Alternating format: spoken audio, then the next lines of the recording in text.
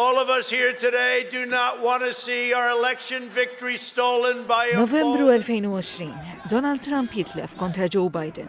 L-irvelijiet fil-Capitol f'Jannar. Il-ħtija f'ħoġor Trump. Inkjesti, investigazzjonijiet. Trump jibda jitwarrab. Jallega persekuzzjoni kontri. This is an assault on our country. And it's a country that's failing.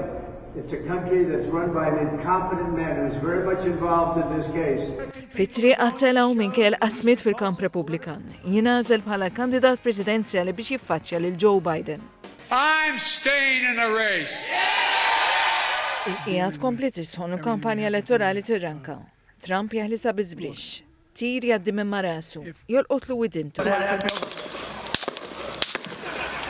Lejn tmiem Lulju Joe Biden iċedja l-pressjoni ta' ħafna. Jirtira mit-telieqa presidenzjali. Saħtu ma tieħx biex ikompli. But nothing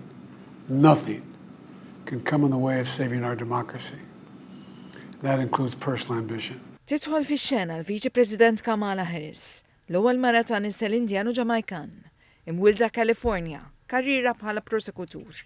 On behalf of everyone whose story could only be written in the greatest nation on earth, I accept your nomination to be President of the United States of America.